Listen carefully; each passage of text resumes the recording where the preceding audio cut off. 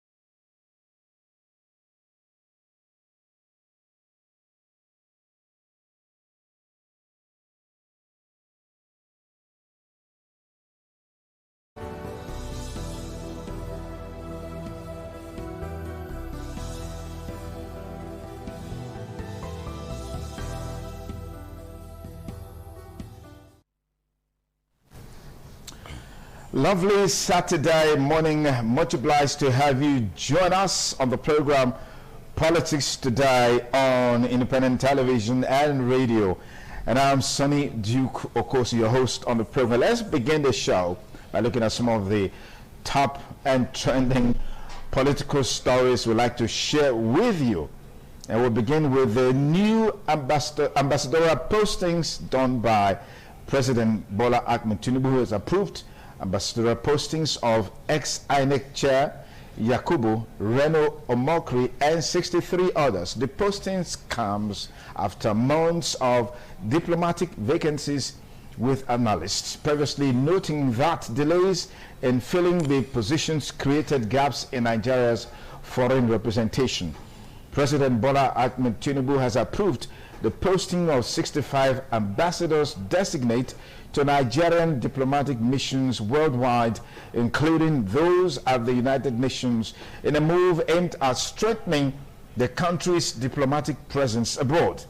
The list comprises 31 non-career ambassadors and 34 career diplomats whose nominations by the President last November were confirmed by the Senate in December 2025 following their screening by the lawmakers, according to a statement issued by Tinubu's Special Advisor on Information and Strategy, Bayo Onanuga, on Friday, Several appointments, political figures, and public officials were among the non-career envoys assigned to key foreign missions.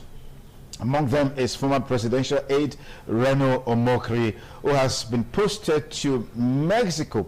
That one is particularly interesting because he had once vowed that he will never work for President Bola Ahmed Tinubu. Literally, he has eaten his words. That's just the character of some politicians anyway. Former Minister of Aviation Femi Fani-Kayode will serve as Nigeria's ambassador to Germany. Okay, let's look at other stories that we are following. Former Vice President Alhaji Atiku Abubakar on Friday condemned the attack on the African Democratic Congress ADC office in Ubima, Ikore local government area of Rivers State, describing it as a dangerous development that threatens democratic norms in Nigeria. In a statement shared on his X platform, Atiku said the assault on the ADC Secretariat and its members goes beyond political rivalry, framing it as an assault on our democracy. He urged the Tinubu-led All Progressives Congress administration to prioritize the protection of opposition lives and properties, noting this as the minimum expectation of Nigerians. Atiku called for an independent investigation into the incident to ensure that perpetrators are prosecuted in accordance with the law, warning that failure to act could embolden further attacks on opposition parties. He also referenced a separate unresolved attack on ADC leaders, including Mr. Peter Obi in Benin, at those states, stressing that the outcome of that investigation is still being awaited. The protection of opposition members is crucial for the health of our democracy, Atiku said, emphasizing the need for accountability and the rule of law. Okay, let's move to Kano State, where, of course, a whole lot is going on with the impeachment notice which was served on the Deputy Governor Guazo over alleged 1.6 billion naira funds diversion. The notice was presented during the plenary by the majority leader, who said the move was in accordance with the Constitution. The Kano State House of Assembly has initiated impeachment proceedings against the Deputy Governor of the state, Aminu Abdusalam Guazo, over allegations of gross misconduct, abuse of office, and breach of public trust. The impeachment notice was presented during plenary by the majority leader of the House, Lawan Hussaini Dala, who said the action was taken in line with Section 188 of the 1999 Constitution of the Federal Republic of Nigeria as amended. Dala told lawmakers that the allegations relate to Abdusalam's tenure as Commissioner for Local Government between 2023 and 2024, as well as his current position as Deputy Governor. According to him, the Deputy Governor allegedly participated in the diversion of funds meant for the administration of the state's 44 local government councils during his tenure as Commissioner overseeing the sector. The majority leader alleged that between June 2023 and January 2024, Abdusalam received a monthly kickback of 1.5 million naira from each of the 44 local government areas. The question is, why now? Why is he being investigated with impeachment hanging on his neck? And to the big story, the diplomatic corridors is where our next port of call is, where Israel has accused Iran of being behind terrorism in Nigeria, although Iran has refuted the accusations, saying it's propaganda. The diplomatic corridors of Abuja have become the latest battleground in the escalating global conflict between Israel and the Islamic Republic of Iran. The Israeli ambassador to Nigeria, Michael Freeman, leveled heavy accusations against Iran, alleging that the regime's actively sponsoring terrorism within Nigeria and across Europe. Freeman pointed specifically to the Islamic Movement of Nigeria, IMN, as a proxy backed by the late Supreme Leader Ayatollah Khamenei, warning that Iran's entire apparatus is dedicated to spreading terror and destabilizing sovereign nations to export its revolutionary extremism. Iran's denial in his swift and blistering rebuttal, the Iranian ambassador to Nigeria, Gholamraza Mahdavi Raja, dismissed these claims as entirely unfounded and a product of desperate propaganda campaign. Raja argued that the Israeli allegations are a strategic smokescreen designed to deflect global attention from Israel's own record of state terrorism. He countered that it is Israel, not Iran, that has a documentary history of violating international law through the targeted assassination of scientists and political figures on foreign soil. We'll be talking more along those lines much later. Meanwhile, Iran's President Masoud Pezeshkian has apologized to neighboring countries for attacks launched during the Islamic Republic's war with Israel and the United States. He said, and I quote, "I apologize to the neighboring countries that were attacked by Iran," said Pezeshkian in a speech broadcast by State TV. Does that mean these attacks have stopped? Certainly not. We'll be looking at that in detail on the program today, Politics Today, reaching you live on independent television and radio. We'll be back shortly to bring our guest into the conversation. Please stay with us. Matthew chapter 28 verses 6 and 7. He is not he. Ladies and gentlemen, what we are seeing on the stage is the Toro Chapter Christian. On the other side, we have the Gymnastic Boys. Gymnastic Boys, you don't know what we want to do now. We are bringing upstairs. We are at the first floor. We don't know what we are going to do with the second floor. This is the Toro Chapter always.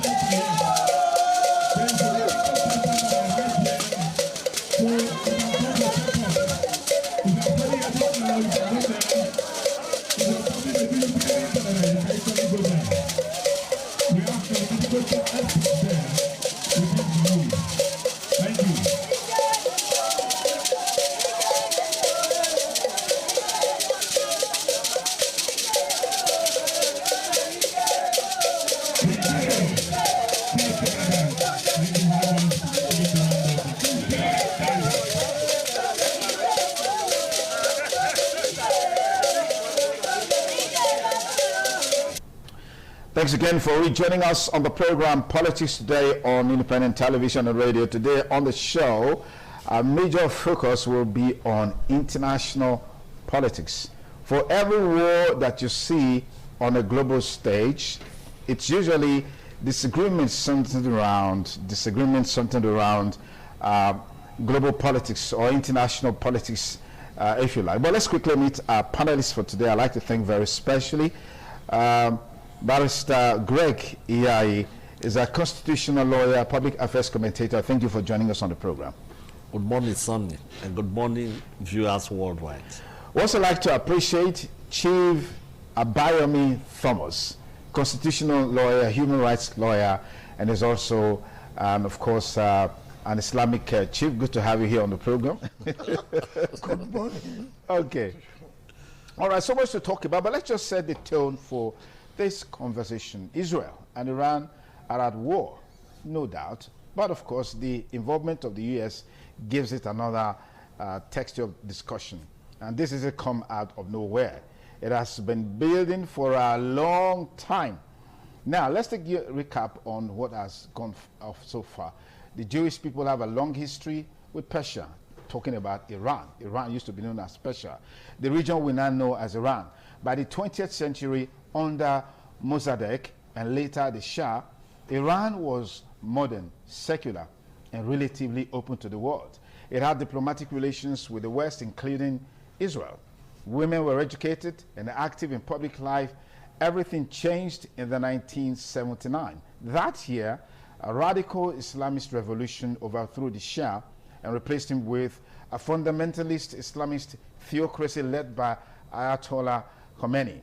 The new regime turned Iran into an authoritarian, anti-Western, anti-democratic, and anti-women country that has one main ideology, which for some people is exporting its Islamist revolution and Sharia law throughout the Middle East and beyond. Within months of the Islamic Revolution, they seized the U.S. Embassy in Tehran and took 52 American diplomats hostage. They were held for 444 days. The newly formed Islamic Republic of Iran started importing its Islamist agenda all over the world. They created and financed proxy armies all over the Middle East, Hamas in Gaza, Hezbollah in Lebanon, and the Houthis in Yemen. In 2019, Iran-backed militias stormed the U.S. Embassy in Baghdad, Iraq. In 2023, they launched more than 170 drones and rockets attacks on U.S. forces in Iraq, Syria, and Jordan, wounding dozens of Americans. Iranian operatives have carried out bombings of Israelis in India, Georgia, and Thailand. They bombed the Saudi oil refineries in 2019. They were behind the 1992 bombing of the Israeli embassy in Argentina and the 1994 Jewish Community Center attack. And here in the U.S., Iran has plotted, according to some allegations, an assassination attempt on President Donald Trump. The Iranian regime also quietly began building a nuclear program. By the early 1990s, Israel had identified covert and rich facilities in missiles development that pointed towards a military use. They built a nuclear power plant in Israel's neighboring country, Syria, which Israel eliminated in 2007. While Iran lied to the international community, it advanced its nuclear ambitions in secret. In 2015, Iran signed a nuclear deal with the U.S. known as the JCPOA. The deal was problematic, and it allowed Iran to keep more than 5,000 centrifuges. It gave the regime a pathway to nukes. When the United States pulled out of the deal in 2018, Iran responded by accelerating everything. They enriched uranium beyond the deal's limit, stockpiled more than 20 times the allowed amount, and moved operations deeper underground, and they now have enough enriched uranium to build 10 to 15 nuclear bombs.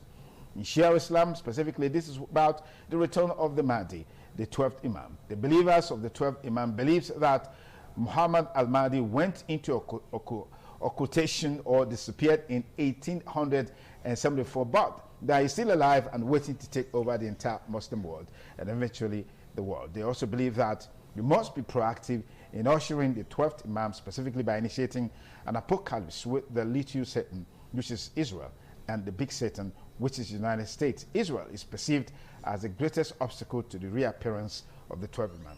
These are some of the issues, around all of this. And then on October 7th, 2023, with Iran's backing, Yahya Sinwar lit a match that spread across the Middle East. But what Iran didn't understand was that this wasn't the beginning of their war. It was the beginning of their end.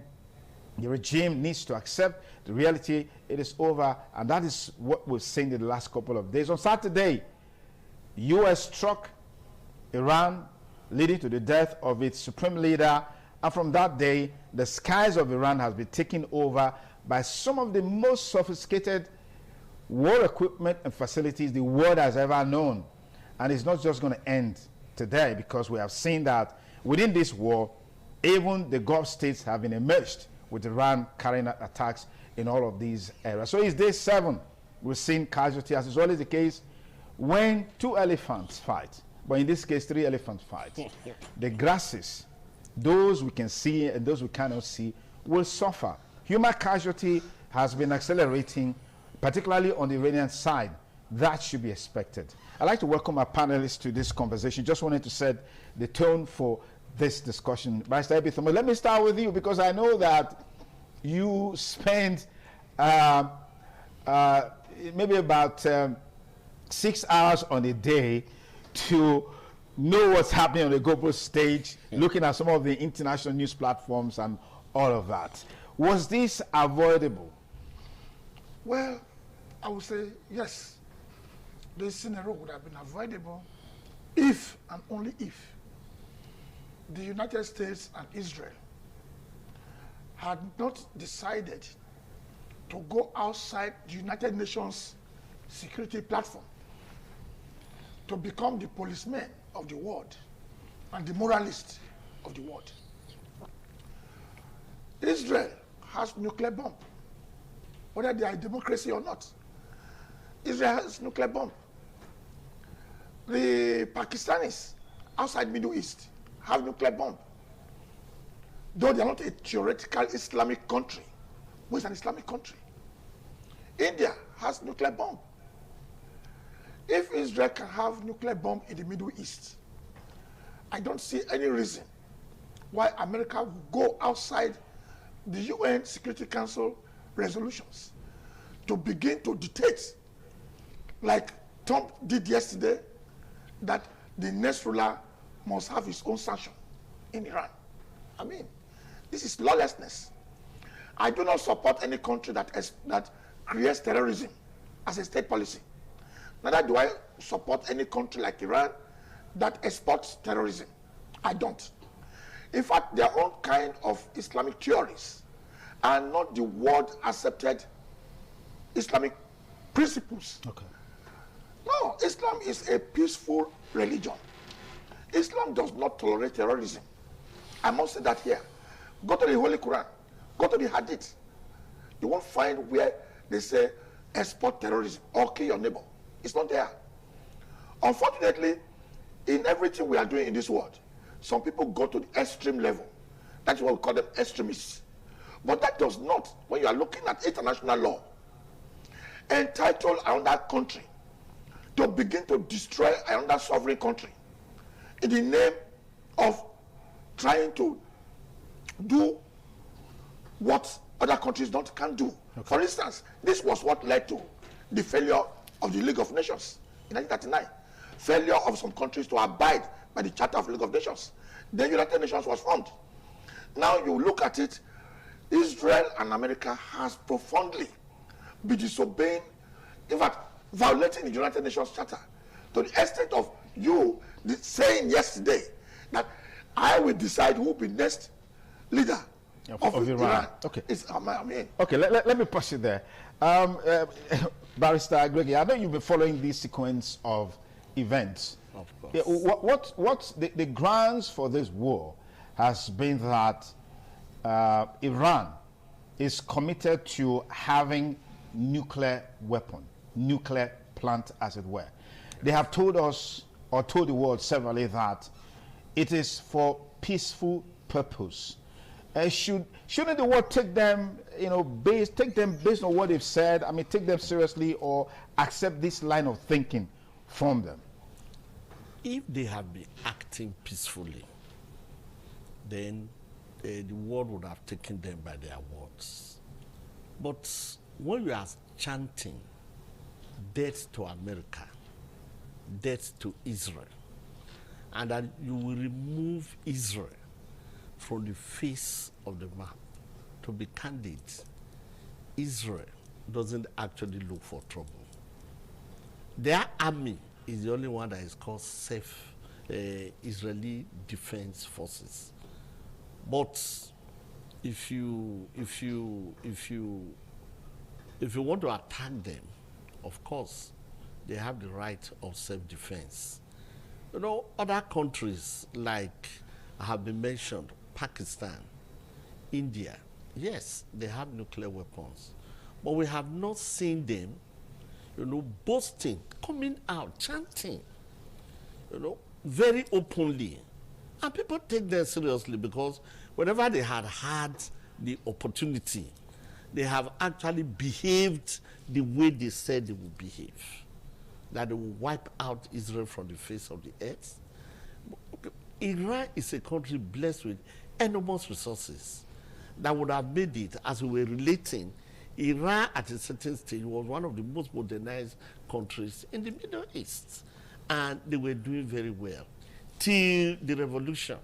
I'm glad that an Islamic scholar here has admitted that their own brand of Islamic jurisprudence is very inimical to peace and neighborliness. Look at the kind of countries they are attacking.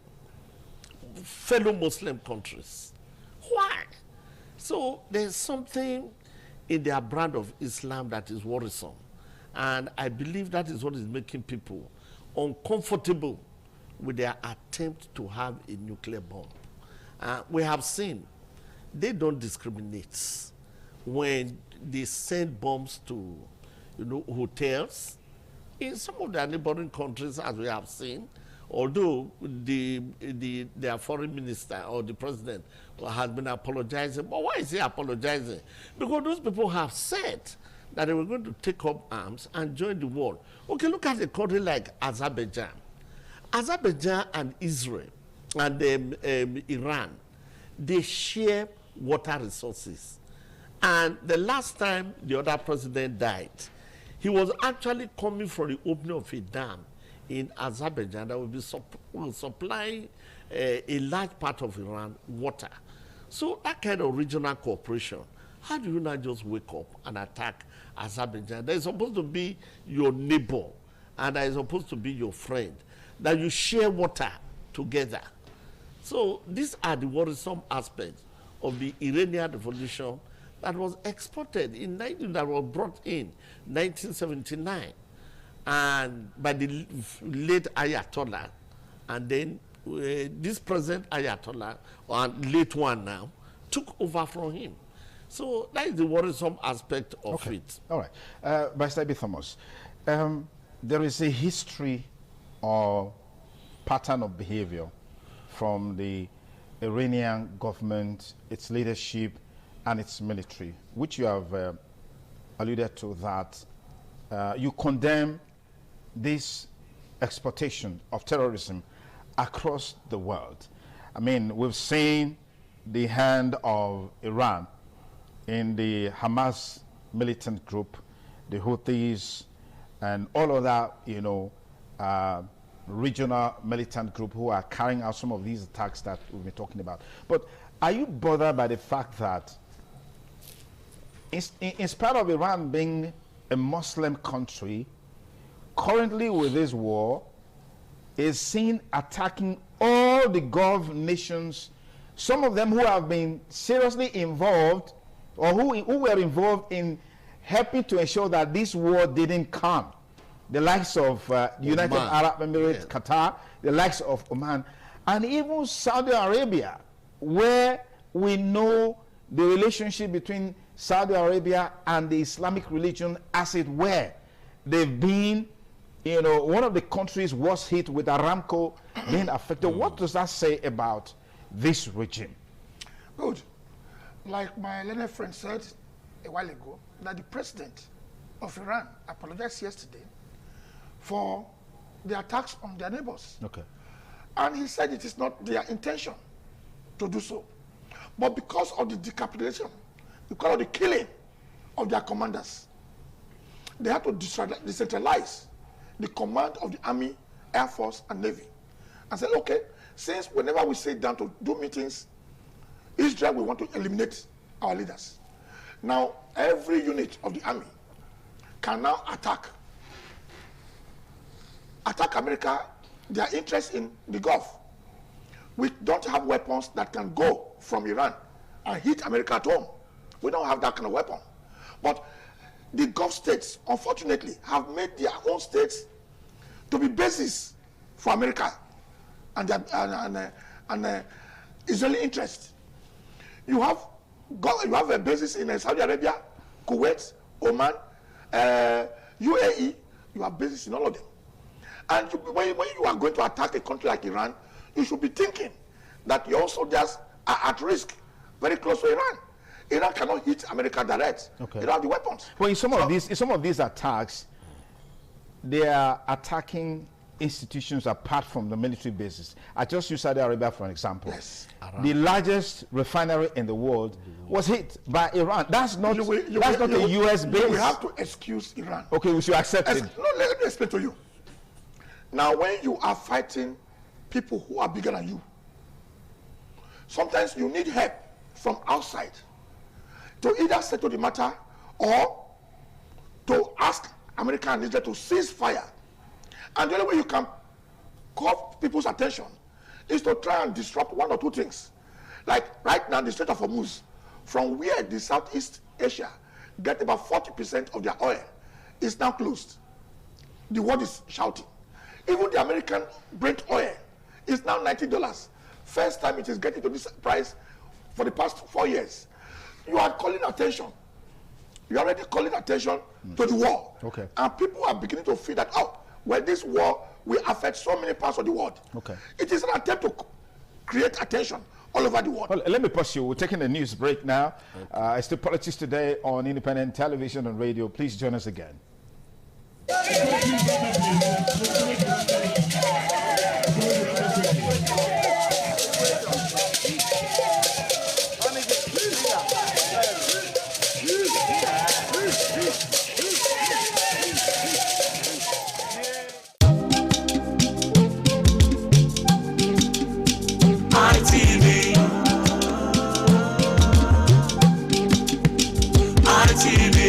ITV, certainly the best.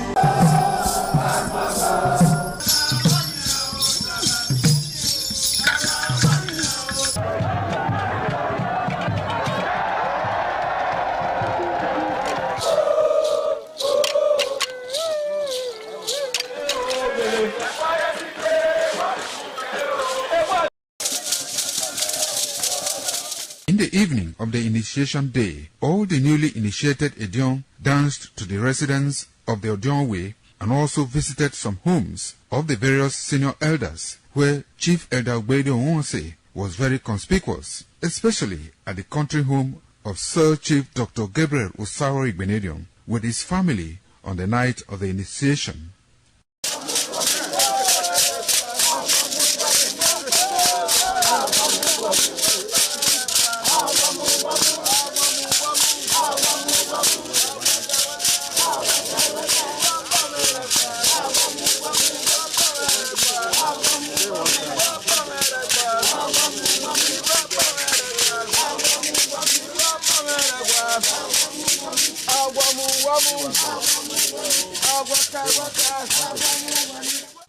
On the following morning, as part of the rite to be performed by the newly initiated Edion in Okada town, the initiates, led by Chief Elder Ogbeide Onwuase, visited the Esama of Benin, Sir Chief Dr. Gabriel Osaro Igbenedion, at his Okada country home residence to pay homage and appreciate him for all he has done in the development of the community, which has placed Okada in world map. They also thanked him for his role in the success of their ceremony. They commended the Esama of Benin as a custodian of Benin cultural heritage and for revitalizing the age-long tradition of the age-grade ceremony.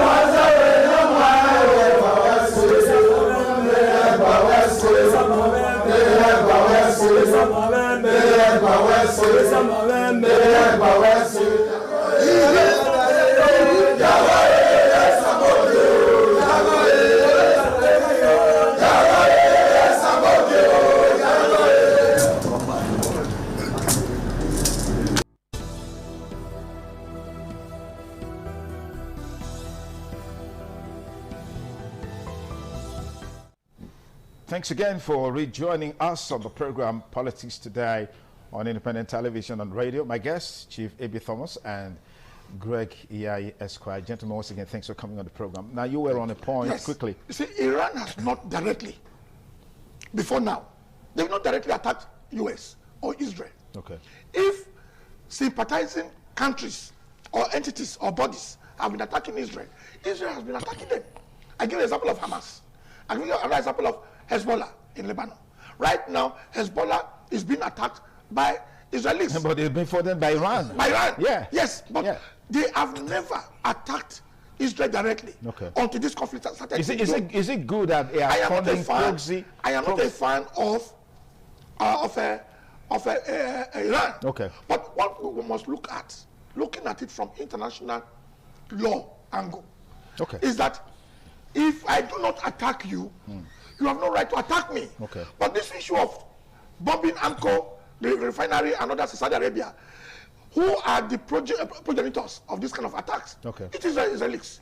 Israelis have even now attacked a female school in Iran.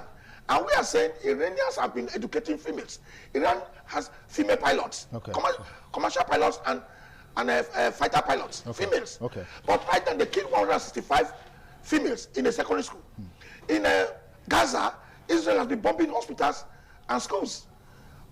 Nobody has been able to stop them.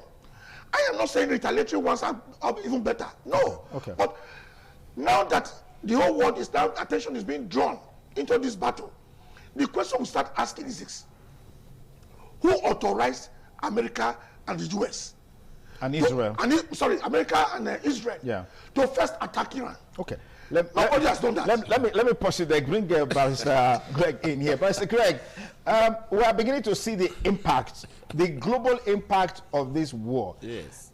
In Nigeria, we have seen the price of petrol, it has gone up. And even on the global stage, the price of crude has also gone up. And there is really no end in sight, or how all of this will turn up. We are saying some of the Gulf states also threaten to join.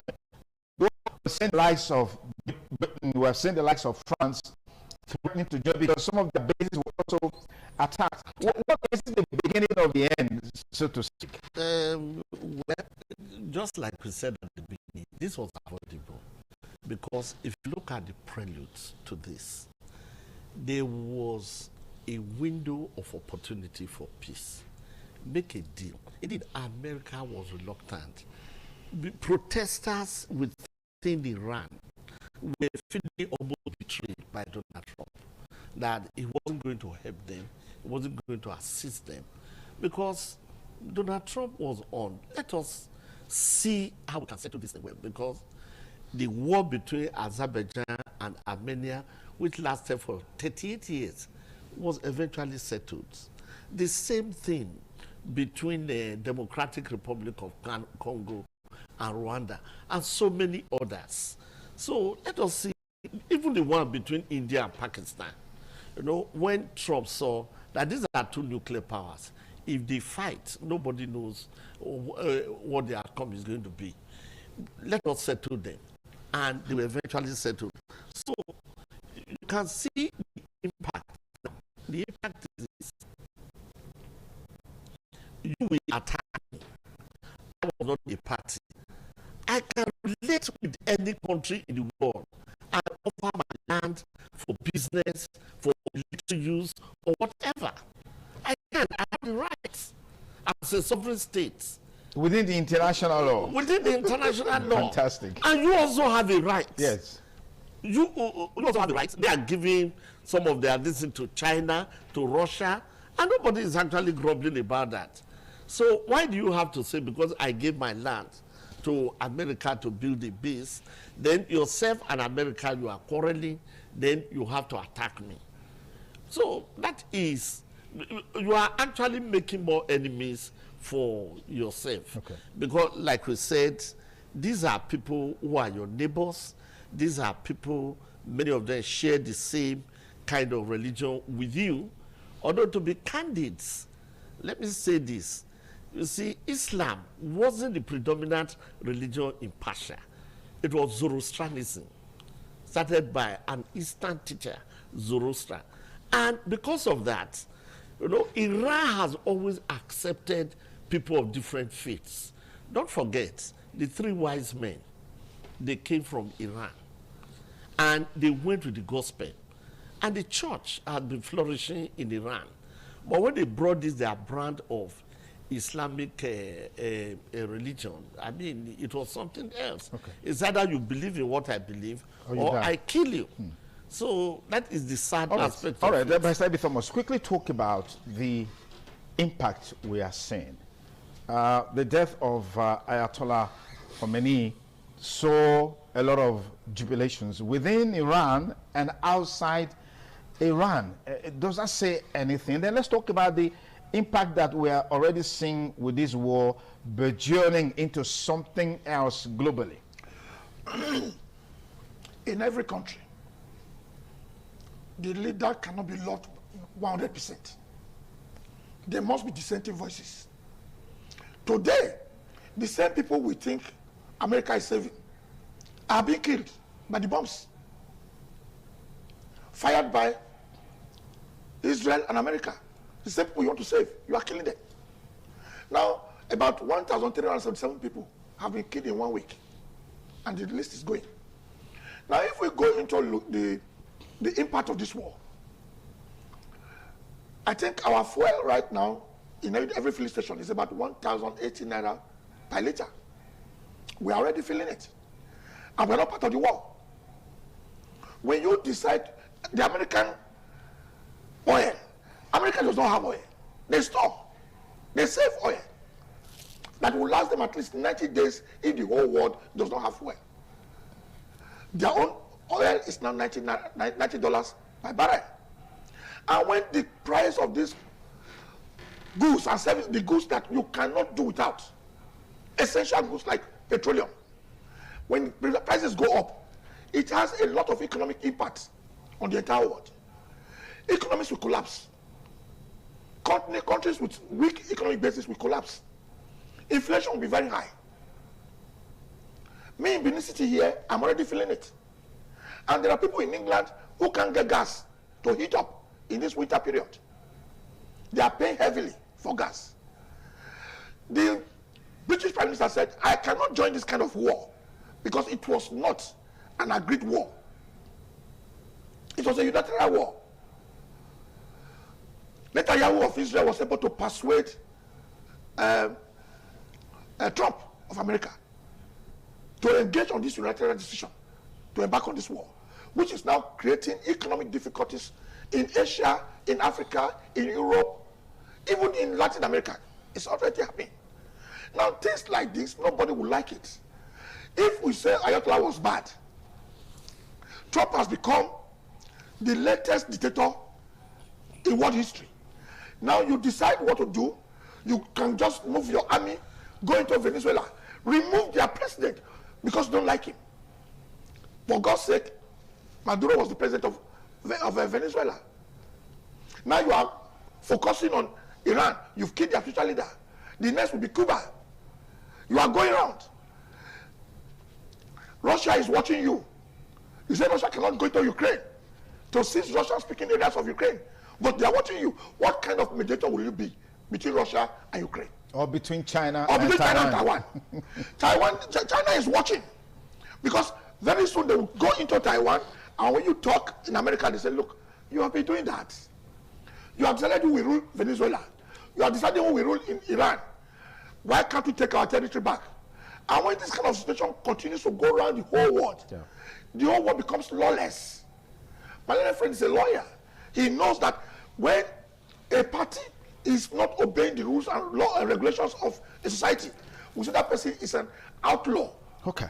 So when this kind of situation continues like this, and Nigerians or Africans who are not part of this war begin to suffer it, not only in terms of where, it will affect. So what do you make of some Nigerians, particularly in the north, that have been protesting in support of Ayatollah that tells you the kind of, the brand of Islam we are all practicing. Okay. Have you seen a protest in Benin? There are Muslims here. Have you seen protests in Yoruba land? There are Muslims there. And even those who are even protesting in the north, are all of them the same Muslim? We have different brands of Islam. Okay. All right. So let me, Pastor, you wanted to say something before we yes, open our studio line. I just wanted to quickly say that if you are talking of somebody breaking international law, has Iran not broken international law even concerning this nuclear enrichment program. Many times, conventions, listen to the United Nations proceedings, you know, resolutions, things that they have been asked not to do, that they have been doing with impunity, and saying that nobody can stop them. And then when there is reaction, somebody is feeling threatened by them and wants to defend himself, will say, oh, they are starting that they are starting the war. Let me say this. All this issue of attacking of a girls' school and all that is highly disputed, because we know that there's a lot of propaganda that goes on with all this, where they go and build, you know, ammunition depot under a hospital. And then when they are being pursued, they run into it.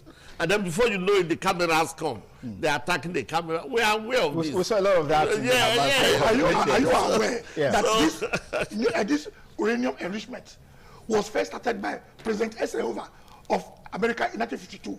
He gave Iran uranium to enrich. Yeah, but for civilian purposes. Yes, for peaceful use. For civilian use. Yes, has Iran used their enriched uranium for war? Do we need to wait? Or the war needs to wait to see them use it first? Iran is using when there are conversations that suggest that. Let me show you something.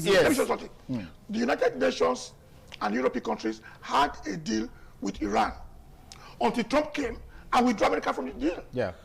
It was when Trump came and withdrew America from that deal that things went down. Yeah. If not because of Trump withdrawing America from that deal, this wouldn't have gone so bad. All right, Barrister, quickly. The reason Trump withdrew them, it was just to last for 10 years. After that, they can go further. And then what happened? They could even pretend. They could even pretend to be responding to some of these international treaties and what have you. Did they allow thorough inspection? Going on. Did they allow thorough inspection by the International Atomic Agency? Okay, it's the Politics Today on Independent Television and Radio. When we return after the break, two issues will be having some conversations on before we open our studio line. The creation of state police has been a major talking point. The new IGP has already set up a committee in line with the approval by Mr. President. But we are seeing reactions again from some northern elites saying this won't work. Whatever their reasons are, only time will tell. But state police is a must. Against the background of some of the things we've seen in recent times, some are saying if we have state police, won't they be treated just the same way we are treating vigilantes today?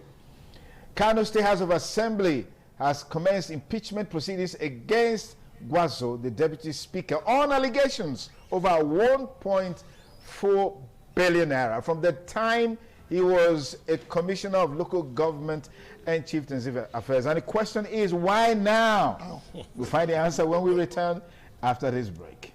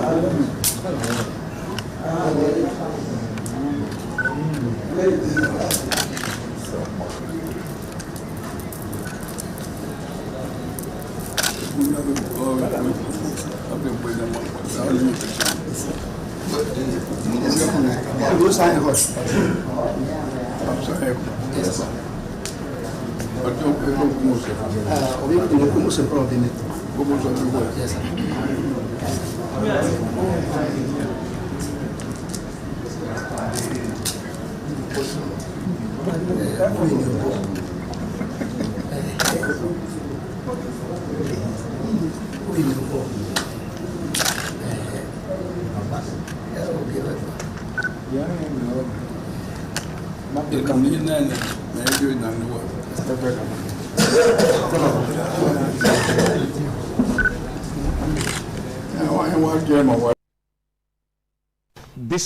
on the program today. Let's quickly look at two issues. The course for state police is gathering momentum, perhaps getting some bite, with the IGP constituting a committee. Let me get your take on it. And then, of course, Kano Assembly. Just remember that the present deputy governor was a commissioner for local government, and he committed some crimes, and now they want to impeach him for those crimes. So let me get your take, Barrister Greg Yayi. Well, for the Kano State governor's impeachment, if he actually committed a crime, there's no timeline for that crime. You know, you so you don't think this is politically motivated? If it's not politically motivated, it's not illegal. Because if you actually committed the offense, yes, the fact that some years have passed or some time has passed, it doesn't mean it can be investigated for it. Okay. Criminal offenses hardly have any timeline. Okay. That is that. But again, like you have said, it is curious that all that time, this man has been in power, you had these facts, and you did not act on them. You should have acted on them timeously, okay, and made sure that he didn't even get to the position of becoming a deputy governor. And the state police conversation? And the state police conversation is 50-50. The only fear, I want to say genuinely, is that governors may turn it to a private army. That is the abuse. It is needed for security purposes. Okay. By Sebi Thomas. Well, I agree that in criminal matters, there's no time limitation. However, we have had some leaders who told us here that if you have been a thief or you have been stealing money in a different party and you come and join their own party, your sins are forgiven. So I feel the impeachment of the current deputy governor is politically motivated. But be that as it may, it does not extinguish any crime you have committed. Unless if you go and join the party, they say if you join them, your sins are forgiven. Then as for the state police, only those who were not born in the First Republic will not know what some of our premiers turned state police into. Because state police, as it were, is supposed to be a very good thing. Look at what the vigilante in Yoruba land they are doing. Amotekun. They are doing wonderfully well. Very well. But if you look at it, Amotekun is not a state. It's for the region. The region. It's for the region. So the one state governor will not be able to turn Amotekun into something else. Okay. But if you now say it belongs to only one state, that is Delta, Edo, then you should be ready for the consequences. Okay, let's take a look at some of the comments and the perspectives coming from some of our viewers and listeners. Our studio number will be on shortly. Hello, caller. Good morning. What's your name and where are you calling from? Good morning, Mr. Anthony Duke. Good morning. What's your name and where are you calling us from? Yes, I'm JB Dennis, calling from Saplero right now. JB Dennis, please go ahead. Yes. The war between U.S. and Iran, you see, it's already affecting Nigeria. In the sense that petrol price now is up to 1,200. Now, if the government is having maybe happy people in half, why can't they now bring the temporary subsidy to quench the suffering of the masses? Okay. Yes. Now, if you look at now, the America said that they are already prepared. Anytime the war ends, if it is 10 years, they are prepared for that. Then the federal government, they are making more money because the crude oil like people, the commoner, they are suffering. Rather, they should bring temporary subsidy to coach the effect of the suffering. Okay. That's my contribution. Thank you, JB Dennis, our first caller on the program Politics Today. Studio number 080-7777-0300. Hello, caller. Good morning. Tell us your name and where you're calling from. This is Politics Today. Good morning, my lovely brother. Good morning. My name is Solomon Ataga. Please, if talking to you is what I achieved today is a lot because we saw your picture every day at your Unibank. Thank you. At least in this program now you are no more a baby. At least Iraq and America were not fighting when the president came on board when Nigeria fighting through 1,005. And we are still living today. But my advice is this. Those who are supporting terrorists in the world should not be encouraged. To me, we respect Donald Trump a lot because it's like the religion we are taking others for granted. Really, maybe they cannot have because there were opportunity for Iran to retreat for all these their perpetrators. Just as my caller said before, this time now Nigeria as a country is making a lot for crude oil. And Dangote we are shouting that this refinery can supply Nigeria. So I believe this time Nigeria as a country is making a lot of food.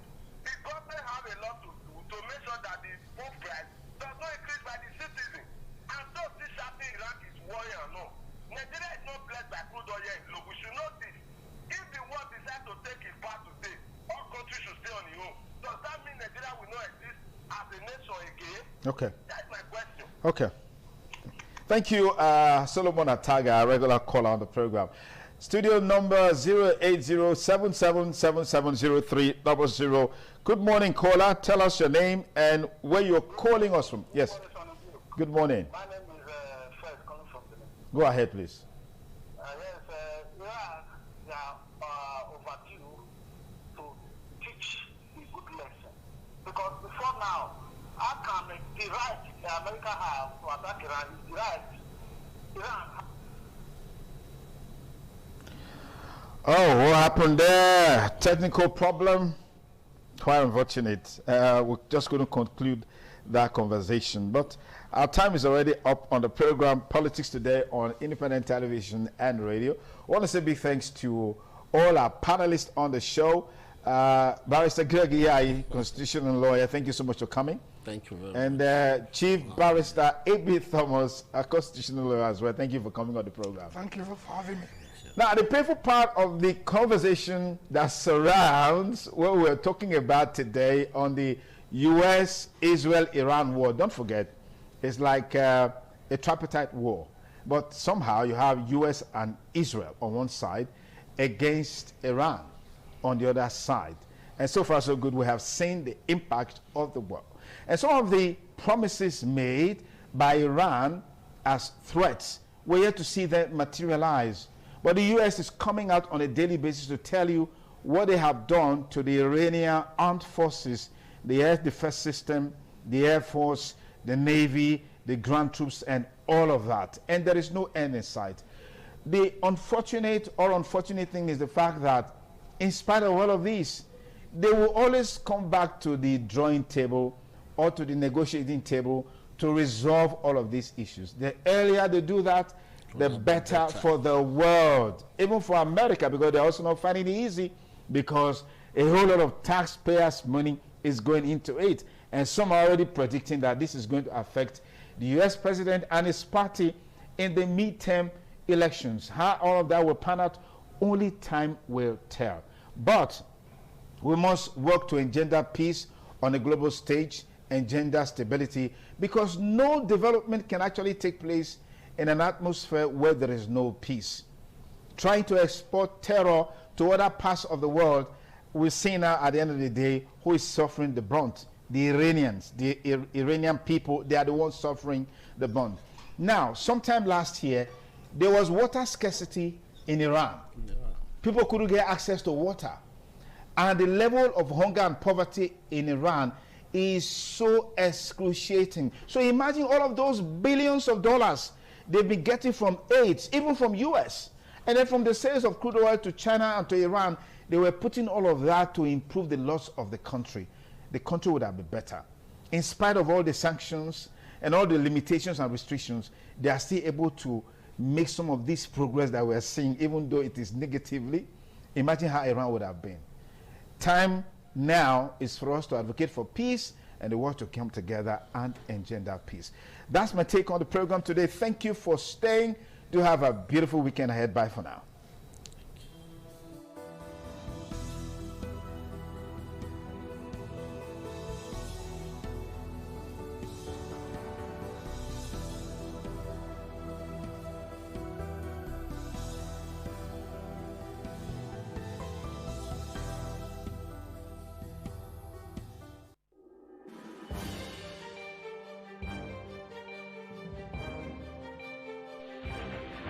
This is ITV. Certainly the best.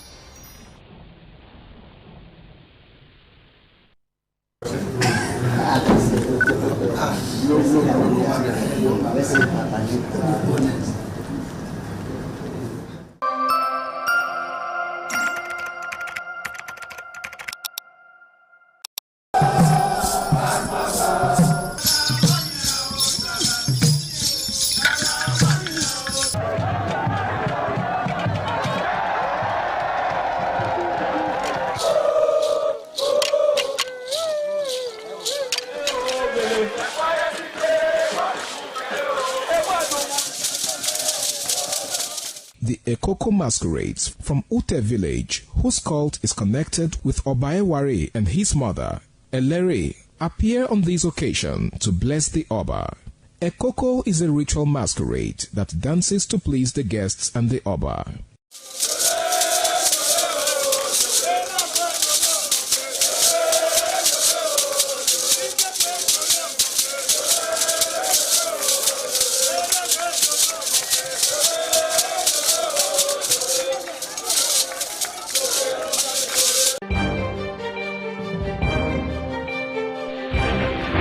This is ITV.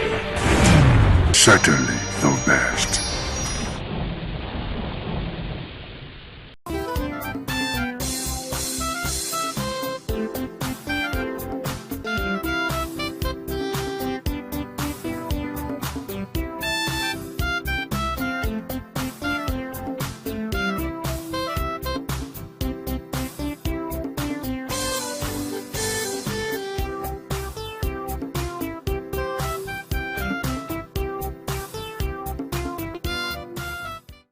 Good morning, tech lovers. Yes, you're tuning into Tech Today, that one program where we discuss everything, anything technology, where we'll break it down to you in simple terms and we'll let you understand what we're talking about when it comes to the world of technology. Yes, my name is Momo Lawal. You can call me Mr. Kankan and you'll be correct. Today, we'll be diving into something that is changing the way we live, the way we work, and the way we learn. We talk about it every day. It's called AI chatbots, artificial intelligence chatbots. Yes, from the popular ChatGPT to Google Gemini to several other chatbots that we have out there. These smart assistants are helping Gen Zs, they're helping the millennials, they're helping everybody to create content, helping them to, small businesses run efficiently and also making everyday life easier. But now the question goes, are they really helping the future or is this just a hype? Well, we're going to explore this today, and I have a guest today. Is a tech, I want to call him a tech guru, but then he's a back-end engineer, Alex Oche. Welcome to the program, brother. Thank you for having me, Momo. Yeah, thank you very much, and thank you for joining us in the program. So, Alex, we're going to talk about this artificial intelligence chatbots, and but before we go into that, we're going to, talk about what is happening in the world of tech. We're going to share what we call the tech updates from the global perspective to what is happening here in Nigeria. Stay tuned for the next segment, which is called Tech Updates. Don't go nowhere.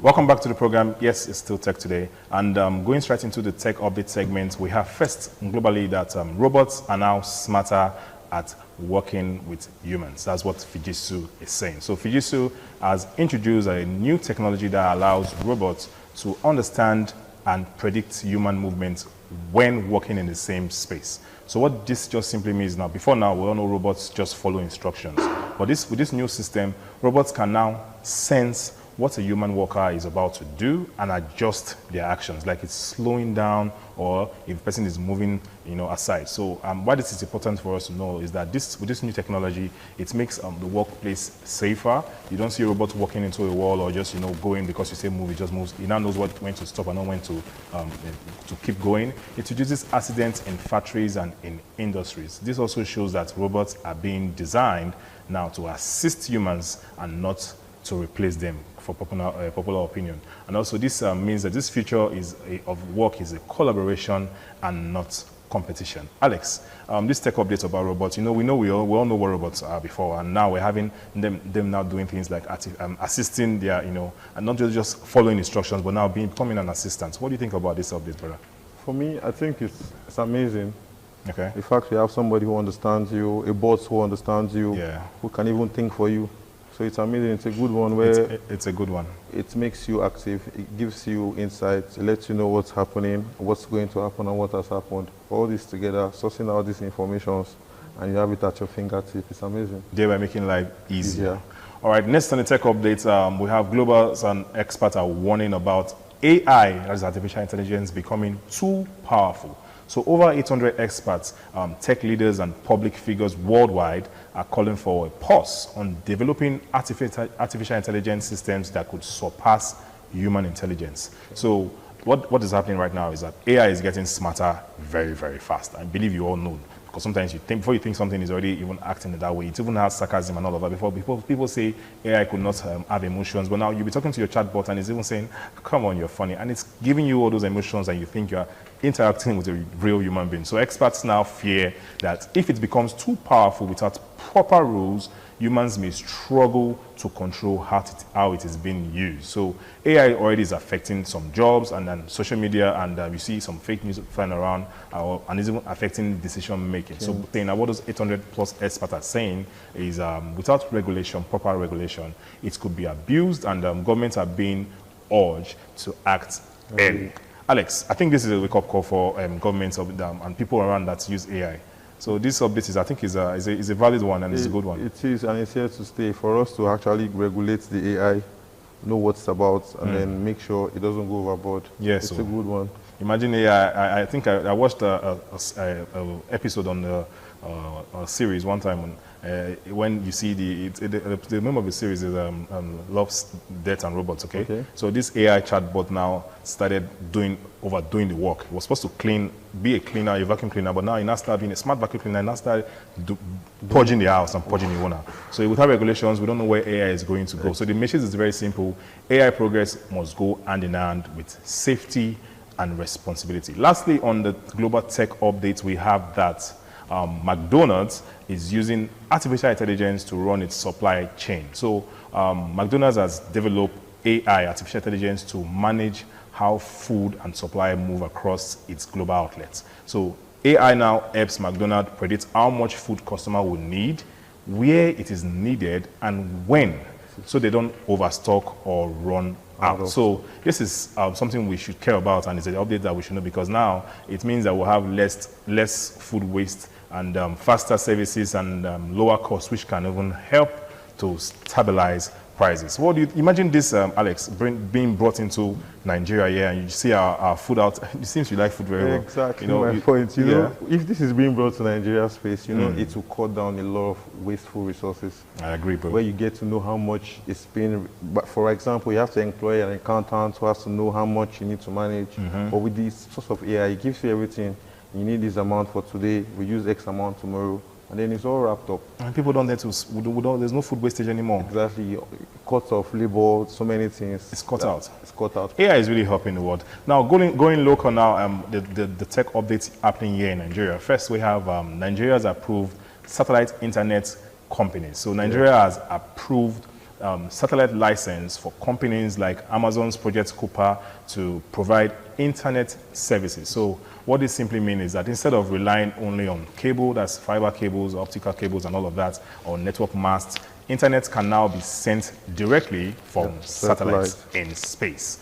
We have one, like I think Starlink does that. Starlink. So yeah, this means you have better internet in rural areas and remote areas that don't have masts that's up to that area. Exactly. You have support online. This can also support online education and also encourage remote jobs. And also, it can also boost Nigeria's digital economy. Alex, I think this is a welcoming one. This is a good tech update from Nigeria. I really, really appreciate the Nigerian tech team. I really like the tech experts for actually bringing this around, because it's a good one.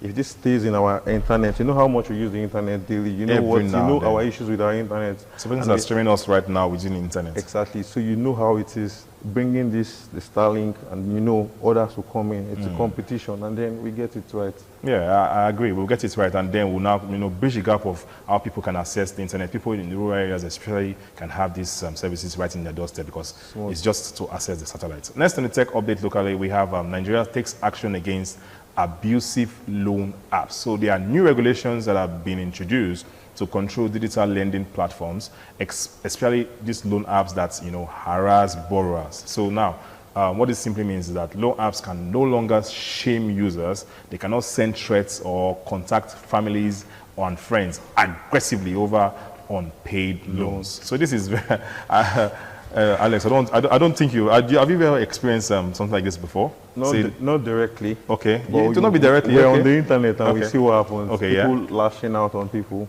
Yeah. And now with all this AI, you see that it cannot just come in. You see that they tell you that they call their friend to tell them that their friend is owing them money, blah, blah, blah, use their name as collateral, which is just lies. Family and friends. And they now know that you borrowed money from a loan app. We even heard at the time, one time, some loan app would take videos or pictures of some of their users and start sharing it online. That's a breach of privacy. Now, why is this very important for us as a tech update is because this protects the user's dignity and privacy, like what Alex just shared.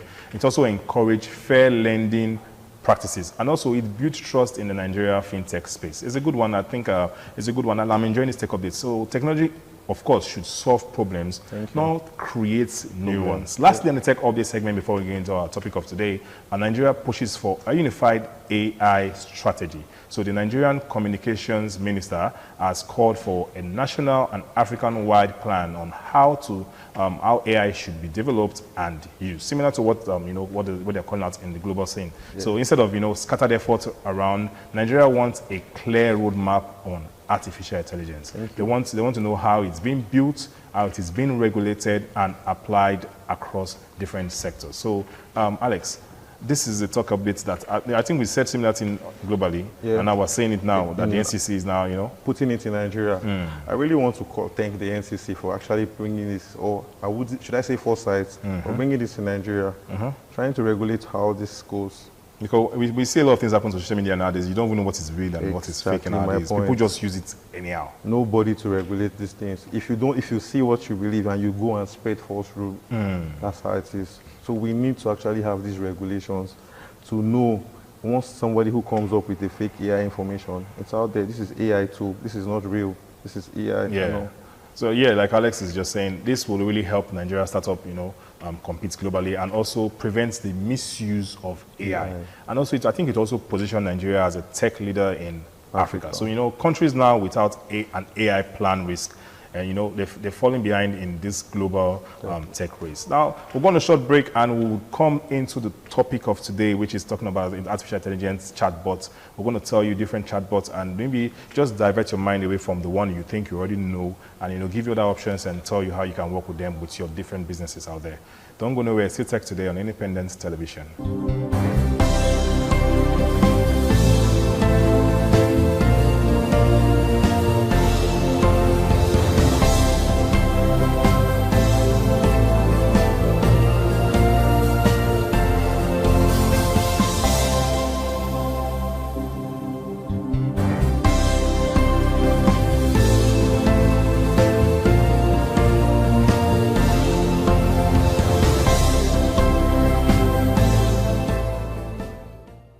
Welcome back to the program. It's Still Tech Today. Yes, we just introduced the topic properly, artificial intelligence chatbots. We know AI is no longer a future talk right now. It's currently in our phones. We use it every day in our businesses, and we use it in our classroom, anywhere, workplace, and all of that. So from different chatbots out there, we have the ChatGPT, to Google's Gemini, to Meta AI chatbots, and even different fintech companies, banks are also using different chatbots to make customer service easier. So this is becoming an everyday tool. And today on Tech Today, we are going to compare popular AI chatbots and how they work, and even why they matter to the Gen Zs, to the SMEs, and to everyday users out there. So Alex, I told you he's a backend engineer, I want to call him a tech guru. So Alex, which of these AI chatbots, which of them have you used before, and which of them do you currently use, and why? So we all know the famous ChatGPT. Of course, yes, man. So I wouldn't say I used it, but my favorite is the Gemini AI. Oh, why is it your favorite? Because of it brings out ideas into picture. I don't have to pay a videographer or a cinematographer or a video editor. All I need is give this prompt to this Gemini, work on it. So you use it basically to, you know, bring ideas into picture. Exactly. Oh. Whatever I write, whatever we talk about now, I go into it, create a prompt for it, and then I can bring that out. So people that want to do flyers, people that want to just put things out there. People who have businesses. I would actually want them to key into this Gemini. Yeah. Gemini. People who are into graphics, people who want to go deep into graphics, use key into Gemini. It gives you an idea. It's just like what we said earlier. When you create an idea, and this bot understands your idea and refurbishes for you, it gives you different options. And then you, on your own as human, you know how to weigh them. So that's that's my best for Gemini. You know, I think I also like I like using them. If I don't use ChatGPT, obvious ChatGPT, I also use DeepSeek. I use DeepSeek sometimes because when I really want to, except when it has to do with a lot of maybe engineering things, I want to maybe do some codings and I want to also create a small program, a small software just to, or maybe you know, we have this automation nowadays. I like automating some of my things. You know, if this happens, then do this like this. You know, I learned how to from using. I was exploring DeepSeek, you know, asking questions, and I learned how to, you know, I can now apply for a job by just filling a Google form. Yeah. The prompt will just help me to just do that for me, and he will send an email to the recruiter for me, and he would send my CV tailored in that manner. He would send a cover letter tailored in that manner too, and it just makes life so easy. When you go back and see it, you'll be like, oh, good. All you have to do is look over it. So yeah, don't just sleep on ChatGPT all the time and thinking, that's all I know about using different chatbots. So AI chatbots, they are softwares that are trained to understand and respond like humans. Okay, so they help you with writing, they help you with researching, customer service, learning, and, you know, doing a lot of creativity. Just like Alex said, you know, sharing that you can just make a prompt out there, and from that prompt you get a picture of what is just an image of what is saying. So now, why do you think these chatbots are, you know, booming? Why do you think people are now falling into this chatbot now? So for me, I know one thing about the chatbot is it's an assistant. But then people will argue that we have Google. Why don't they use Google searches anymore? They want to use AI chatbot. And I will explain to you. Okay. I can go and upload any information on Google. Okay. But I cannot upload on ChatGPT. ChatGPT can go on Google and pick the best from Google. ChatGPT can go to, what's the other search engines? Bing and all. Bing, pick what I need because of the prompts I've given my bot, the AI. So for Copilot, I use Copilot as well. Oh yeah. So most times when I use Copilot, and I want to if it involves coding or anything, once you use Copilot on GitHub, it tells you, oh, this is the best solution. You can use this channel A or this channel B. You don't have to do coding.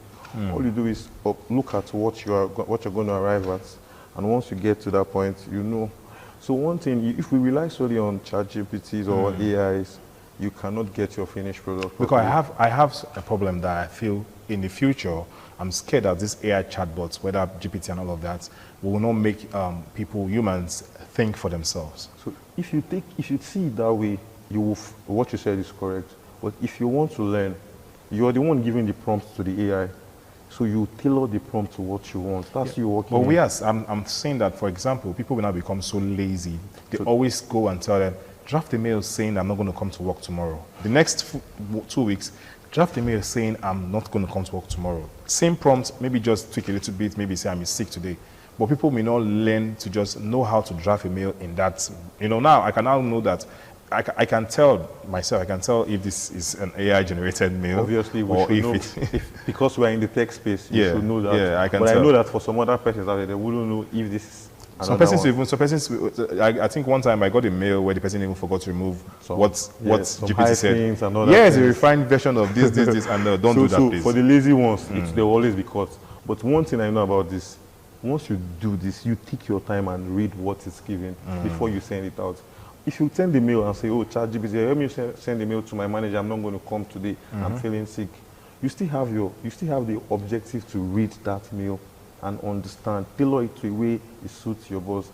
Sometimes we tell chats, can you reply this as a human? Yes. And do you know that it replies it, you now seem as if it's, no, I will tell you, don't be so AI-ish. Thank you. Be human, and it just gives you a different response, and then you say, wow. So sometimes when it gives you this answer and you read it, you learn from it. But when people just copy and paste it, that's the issue you're talking about now. So let's bring it to Gen Zs now, because I know they use it more than we do. Sure. Because some of us don't even want to go there, the millennials and all of that, Yeah. but they use it more than we do. Now, how can this help them? You know, many of them are still in university, help them with their homework. How would they help them? Because some person want to just, while they are doing their studies, they want to also create content. So how do you think this can help them create content and even help them after leaving university for their career growth? And also, what are the warnings or the signs they need to avoid whilst using this ChatGPT, this chatbots? First of all, I advise every Gen Z out there to see this AI chatbot or whatever, or this AI chatbot as a researching tool. Don't just sit and relax. This is my assistant that does everything. Yes, it's your assistant, but it does your research for you. It's part of the research process. You do this, you go and find out that, oh, this is what's happening, and then you come again and understand. For example, you said something about content creation. I want to create content about tech. I go to ChatGPT and ask, what's up? What's the update on tech? What's this? It gives me, I cannot just come and take whatever chat gives me. Yeah. I go myself, I understand it. It's point of us reading it. We ought to read whatever chat gives us. And I will tell you, the chat is not always correct. It's not always correct. And they won't tell, they put a disclaimer out there. That's what you have to know. I think prompt engineering is something that people need to know how to prompt, tailor your prompts to this particular thing you're looking out for, and don't be so generic. Yeah. Yeah. Now let's move to the entrepreneurs, the SMEs. How would you think using this AI chatbot will help them in their business, assuming they are, they are for customer support or for their social media, managing social media, or they are, pushing their content out there or advertisements, and also helping them for maybe their business plan or proposals, or how do you think this AI chatbot? I'll come from the customer experience side, customer service aspect, because it's very, very good tool for that. Okay. You have a business, you're not available 24/7, but with that bot set on your website, it answers your customers for you. It gives people, if Momo is into, let's say, Momo has this airline services. Okay. And Momo is traveling in Belgium now, and I want to book for a flight for myself. I reach out to Momo, and the bot will help me because of the prompt you've given your bot. Yeah. He sets my flight for me, gives me the exact prices, and then it makes it easy. That's for your business. Yes. Now, for, let's say, small customer success business, I don't want to start mentioning brands. Let's say you have your business right now, and then your customers, there's a glitch somewhere. Your customers are furious online, texting, hi, this is not working, this is not working. The bot is there to help them know that. Though we know Nigerians, I will tell you, we are not patient with the bot. But once you arrange your bot in a way, it lets them know that this is the issue and this is what you should do to troubleshoot. Yeah. So once you troubleshoot, your problem is half solved. You know what's happening. So that's why I feel for every business, there are different parts where this AI tool is very important. Yeah. If you don't use it for your graphics, use it for accounting, use it for different aspects. Use it to plan your business, use it to even save money and save time. Use it for, like Alex said, customer service automation, just answering people. Even WhatsApp, use it for WhatsApp businesses to say, hi there, this is so and so business, I'm not available right now, leave this message. People now go further to even engage in, following up on that. You say, okay, what do you want to buy? I want to purchase 3 bags of this and that. Okay, how many quantity, where are you located? And it helps you, and it works 2/7. It's already there, so you don't have to be awake all the time to reply these messages. Now let's talk about the risk, the ethics and limitations that we'll have. People talk about this privacy issue and all of that in AI. Okay. So how are you using AI chatbots? So let's talk about that. How do you think we can manage this privacy concerns, data privacy concerns, and the popular thought of that AI would replace humans and replace human thinking? Or the human's creativity per se. That creativity part about us humans, AI can never take that away from us. I keep saying that because you give these instructions to the AI. The AI cannot work without any human. You prompt this AI. So if I want my AI to work for me this way, I tell him, I want you to be this for me. I want this result in this route. It does that for you. Then it brings out other options, more for you to choose. Okay. So I don't see AI. I see that for those who are weak and those who are lazy, let me use lazy, it might affect them. Okay. But What those, about for data privacy concerns? so now, when it comes to this data, I see it as a good one because with AI, I cannot share some of my data. Okay. What kind of data are you not going to be able to share? Let's enlighten our viewers out there that what they shouldn't share on using these chatbots.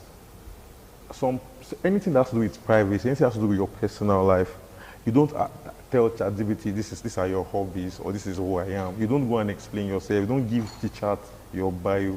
Don't go and start telling your chat, oh, my name is this, I'm from this. That information is too much to give out. But some persons may want to argue and say they are telling that so that they can the AI response can be tailored exactly for them. But that information is out there in the open now. But you know, nothing out there can be secret. Even when you take a picture out there and say I'm right here in Texas or I'm right here in New Benin Market, it's already out there uploaded in the internet. As soon as you post something and say, hi, I'm down here. No matter even if you delete it, it's still there. It's still there. Even on your phone. Even if you delete it on your phone, I can still get it on your phone. But at least people should know that AI is a tool and it is not a master. So you control it. Don't let it control you. Yeah, exactly. Now, wrapping up on this interesting conversation, I want to ask you this question. Okay.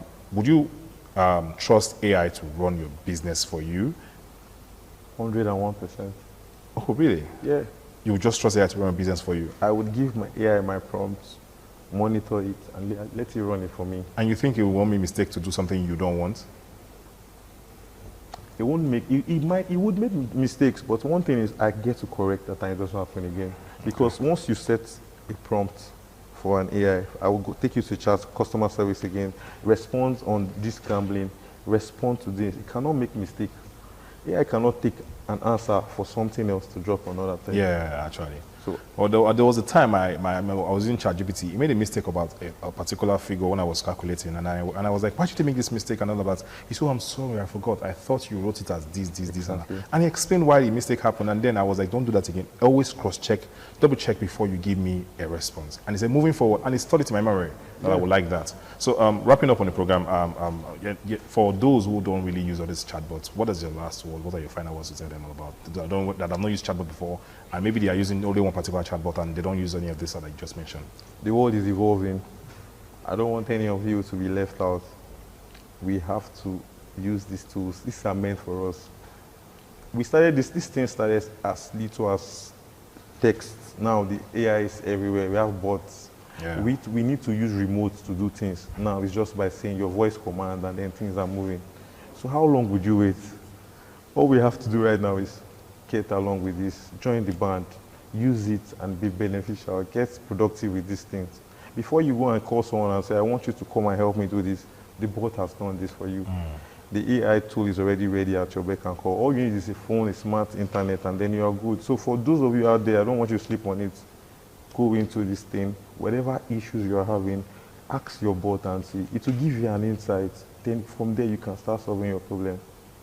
Thank you very much. I didn't want you to even stop giving that advice out there. Yes, it's been Tech Today. Thank you very much, Alex, for joining us. Thank you for having me. Yes, I want to just end by saying that AI chatbots are not here to replace humans, but they are here to assist humans. So the real advantage out there is, like Alex shared, is knowing how to use them wisely. So whether you're a Gen Z, you're a business owner, or just curious about this, or just watching the program for the first time, AI is now part of your world. So, you know, those who understand AI today will lead tomorrow. So before we leave the studio, I want you to know that we do this also on radio on Monday by 8:30 p.m. till 9 p.m. Every Monday is on radio, 92.3 FM, Independence Radio. So thank you, Alex, once more for coming to the program. I really appreciate your time. Thank you. We'll be seeing more of you again. Surely. All right. So always know that in this world of artificial intelligence, in the world of technology, it's good to stay curious, stay connected, and stay very informed. Until next week, my name is Momo Lawal. Bye for now.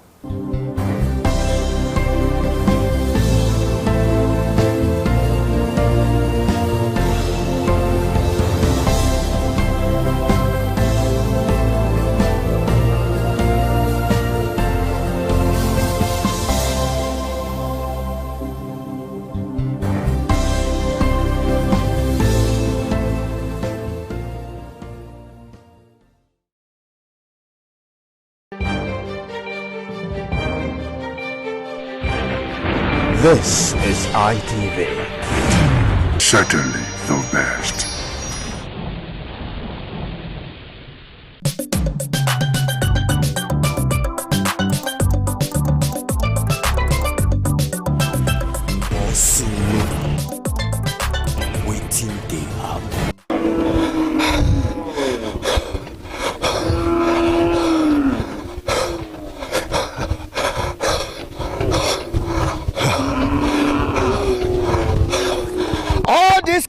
they arrest them. Over 2,000 cow. Now they arrest from all the local government, one community. Oh, Ugoneki. They arrest all these cow from their farm, from their bush. Say they don't tire for killing, they don't tire for raping. They don't tire to say they plant, they borrow money, they plant something for farm, they not say they don't tire. They gather all these cow with the herdsmen. They pack all of them for this compound. Who get cow, make her carry cow. Say, who get cow, make it come carry in cow. Over 2,000 cow.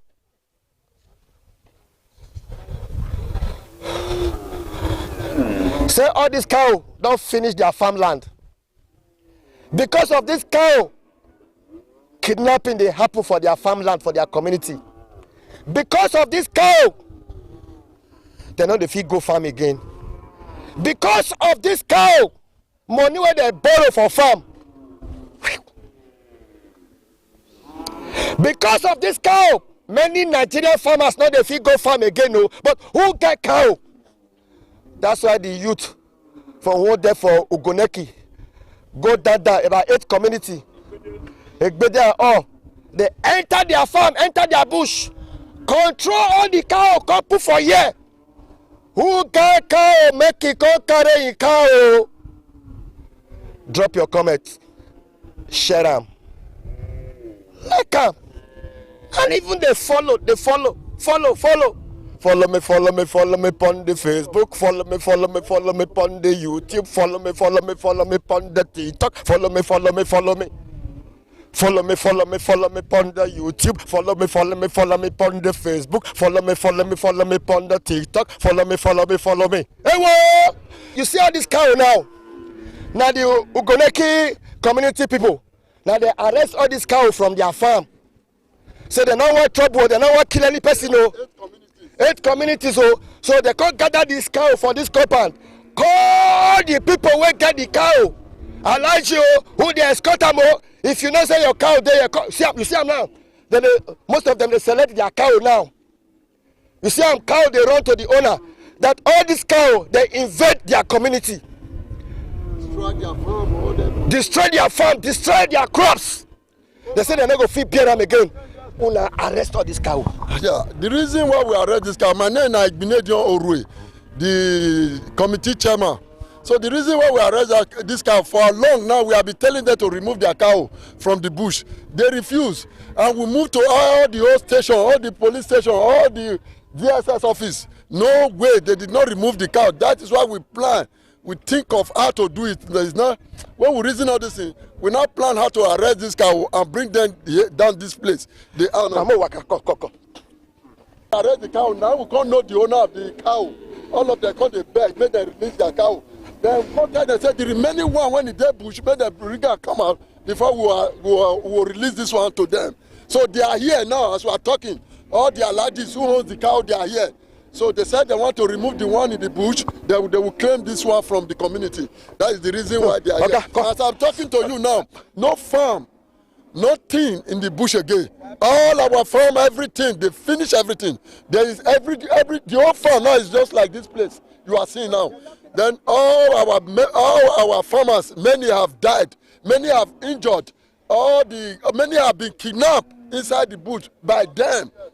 So we have spent a lot for them. So now we want them to leave our community fine now. That is the reason why we are bringing them out. Man, I will talk to you. And you there for Nigeria, they watch us for ITV, for Facebook, for YouTube.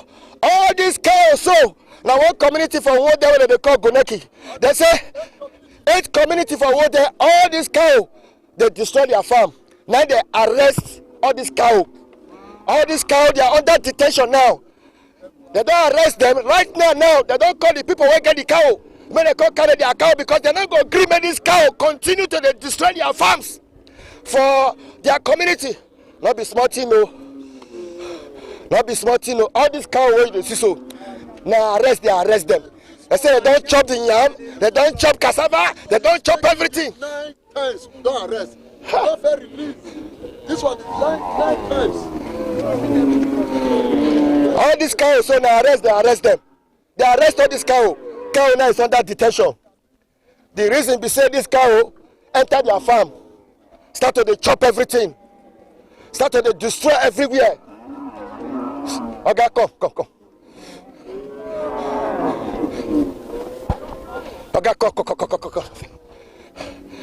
Look me. Why will not arrest all these cows? Why we not go arrest them? We don't go block road. We don't go many places. We don't go DSS office.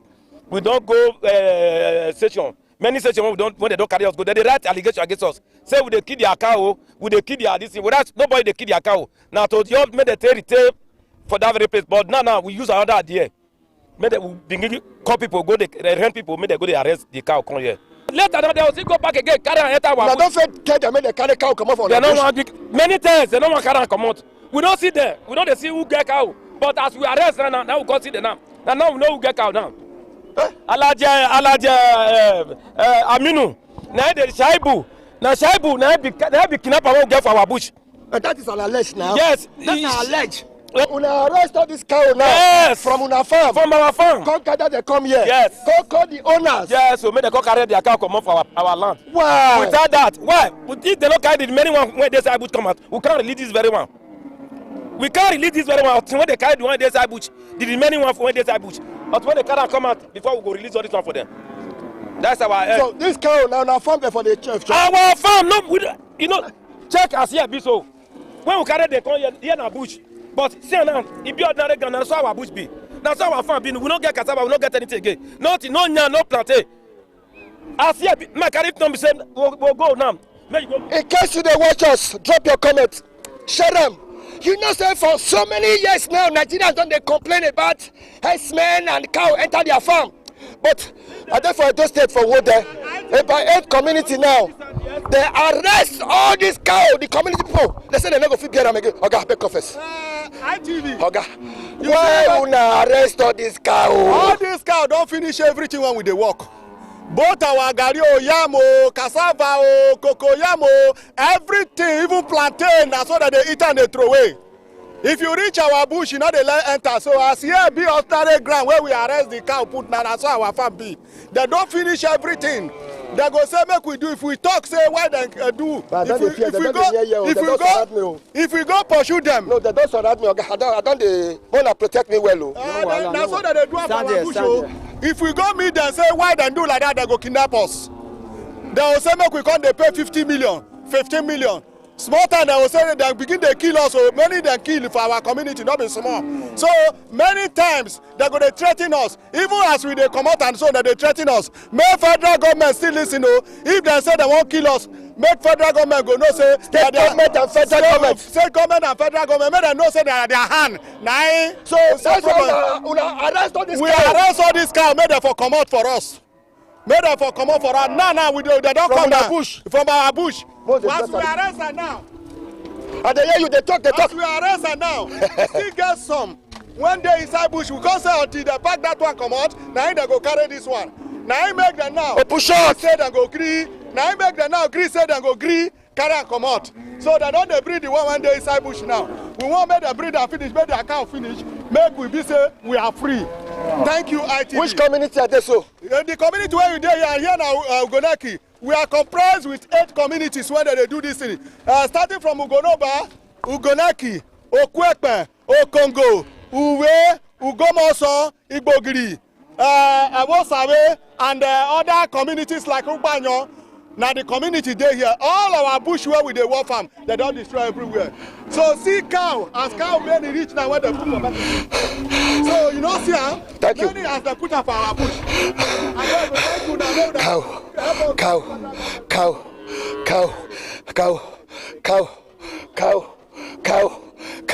However, because of the report, when Nigerians don't report all over Nigeria concerning herdsmen and cow for their bush, one community for Edo State, for Wode, I don't fear, arrest all this cow, they arrest them. Why they arrest all this cow?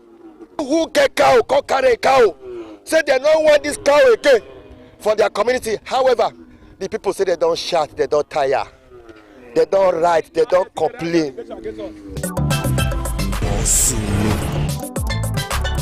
Waiting they happen. Federal government, we must plan how we go settle this matter.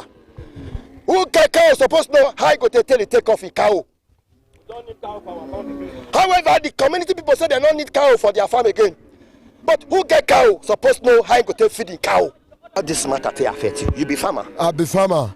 My name now Sajimere. The tea don't tire us. Federal government, we dey try make federal government help us.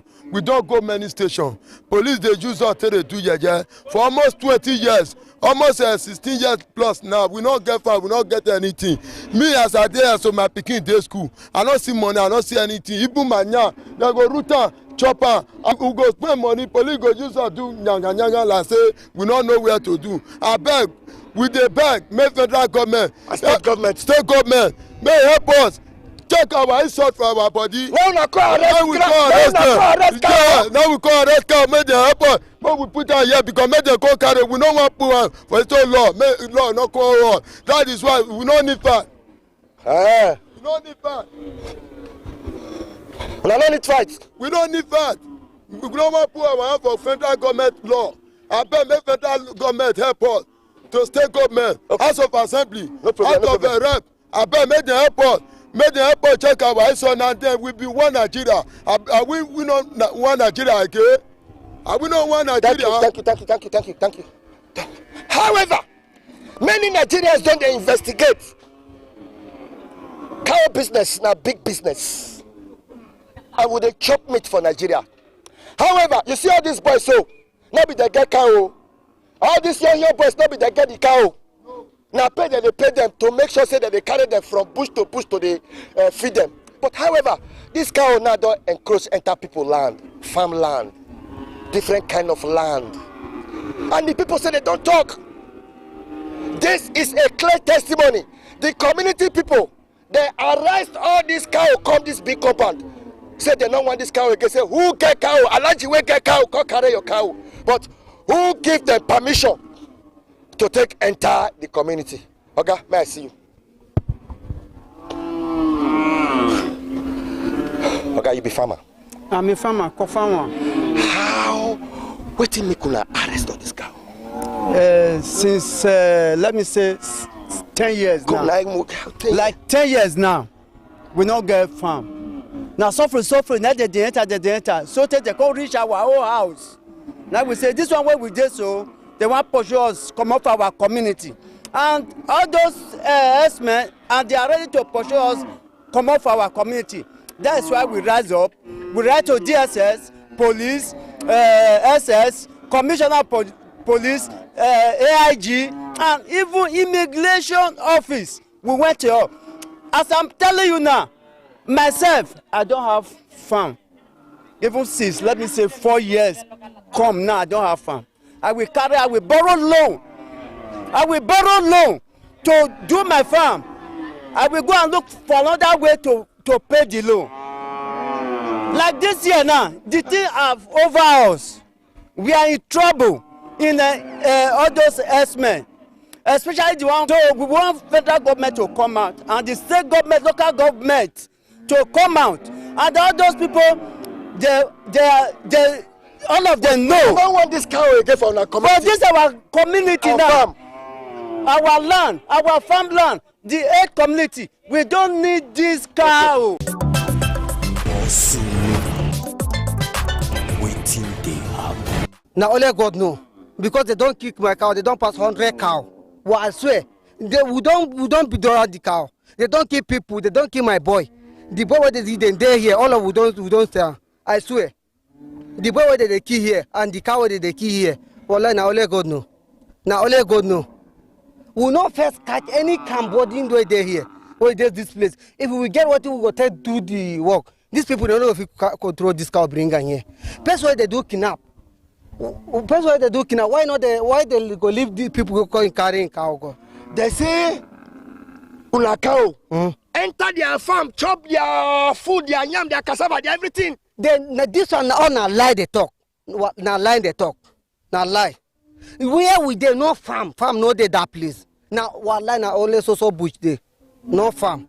They kill cow, they kill woman be. Not when they don't kill for that bush. We don't stay this place. The tower are there small like this. My father will bring me for this place. For this community? For this community. My house don't stay for Ogonoba here. For Ogonoba, my house don't stand for inside. It don't stay for Akwa. This community, no community where I know reach Abo. For here, reach Ugara. No place where I can know Asaba. I swear. Now here my father born me. Because what the time when my father carry me, I don't know anything. He bring me here for the cow. I not be stranger this place. They say we don't finish cassava. They say we don't finish with the kidnap people. That one not lie. That one not lie. I swear. If they don't pray Al-Quran, well, Allah I go swear. That one not lie. If they say me, they swear me, they feel swear. I swear to God. But before you carry cow enter the community, they tell them. We don't tell them before. We don't tell them before. We don't get agreement. We don't tell them before. Before we don't tell them. They come that or back. They say no. They don't need. We say this bush. We not come out this bush. We not come out this bush. This for sure. This cow Fulani hand and they inside. If they not there inside, all these people they not control this cow bring and there. I swear. You not Fulani or Ibi Hausa? Me not Fulani. And now here you grow. Now here I grow. Me not Nigeria. I be. These people they get going on Nigeria. What they here? I swear to. I tell you. Me now here there. Okay, how we go take solve this matter now? Because they say they destroy their farm. How we go take solve this matter now? Now, if they say where they destroy farm, we yes, may they stay this bush. We agree. Anything where we do to this bush, if in a matter of farm, may they call us. If they go check the farm. If they cow yes, they don't chop damage farm, may they come settle. Any people touch cow, may they pay. Abi, now what do we need now?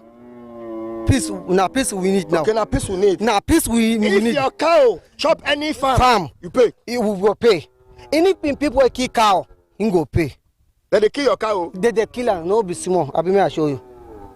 Then they here. Allah, the people that they kill, then they here. All everything then they here. I swear. And this now your business. No be small. This are not be now all this are now all this my business. And we not get another business. We not get. We are now here with there. And Kogi with there. Nobody can know they do bad thing. Anywhere where you just go, ask. Nobody can know they do bad thing. Okay. We know they do but bad thing. You know say some herdsmen they do bad thing. Herdsmen then there. We not go say some of them they do bad thing. We don't know who they do bad thing. We don't know who they do bad thing. You know see Fulani get bad people. Hausa get bad people. Igbo get bad people. All Nigeria, the community, they get bad people. No people not get bad people. No people not get good people. Abi? As they pass now, they fear. Why not? Why they not? Hungry don't kill them now. Hungry don't kill them now. Hungry don't. So you say now agreements. Now agreement we need now. Now peace we need. We don't need another people. Now all that way we there here before. Now all that we need. Now all family, one person family we need there here where they stay this place. Anything will happen this place. If in a matter of farm, cow disturb farm, that one we just agree where they settle. If you touch any cow, you touch what he say man with the colors. So now so see we need now. Now peace we need. All this cow, however, I just talked to one of the cow owners. The truth of the matter be say, as an area journalist, I need to investigate this matter. Because for over 6-7 years, we don't hear about herdsmen, cow matter, chop your farm. But this one say, make them get agreement. If in cow enter your farm, in go pay. And if you kill in cow, in go pay. If you kill cow, in go pay. I be no understand. But then they say all these guys say they be bad guys, say that they carry gun. They say all these guys say that they carry gun. If they carry gun, why they go carry the cow come here? If you this way get gun. They say you they carry gun. If you this way get gun. They say you they do kidnapping. They say you they do raping. No. See, this if they do kidnapping. If they get gun, these people they not gonna be carried for bush reach here. No be that. They not gonna be carried. I mean they gonna be pursue and bring and here. So agreement now go be the solution. Now agreement we need now, peace we need here. May they stay here. Anything will happen for matter of farm. For matter of farm, we need peace here. We need peace because we don't know anywhere now. All of this place we know. We don't know anywhere now. This place we know. This all in area we get them. We don't know anywhere. We don't know anywhere. Come, how many years you don't stay for bush now? It only 20 years now here. This guy. This guy, yes. 20 years. Now here my father they born me. Now the year. Because no be I swear. But Nigerians, they feel say, Nigerians, they say, hey, they kill people, they rape people, they carry our AK-47. Nobody cannot carry AK-47. No, anybody. Fulani know the carry. Again, the one carry AK-47. You get the one no go carry for AK-47. These people say, might get the people they carry AK-47. Abi, any language get what they carry AK-47. You get language don't carry Abi. Before they fear you, because I see you now. Okay. Who get people get Biafra? Who get Biafra? Who na Fulani get Abina Hausa? Okay, what is they talking like? Ole Fulani. They can't use other in people say mad. But you agree say some bad Fulani day. Bad Fulani day, good day. If this Igbo say all this language they get good, they get bad thing. All language they get good, they get bad thing. Abi? So you not get where you go now. We not get where they go. We not get. I swear we not get. We not get. Now here we don't know anywhere. Yeah, I know. We don't know anywhere. But you know go your feet they carry the cow when you not enter their farm. We not go enter. If you when they enter their farm. No. I mean your cow they don't enter the farm. No, I know if you do that one. If you not mistaken, the cow they enter first. But best way to get farm. If you call me, tell me I come pay, beg and pay my thing. If you didn't kill my cow, I want call and tell and say, me come pay me my cow. You see? You know, see, they thought it like 5 years that they kill this cow here. We not go, we not run go anywhere. We not kill any people. We not do anything. They kick out anyhow. They kick out anyhow. If you know Fulani, why not join them before? They not go escort my cow, bring them here. Why Fulani just they escort them go carry my cow. Now Fulani.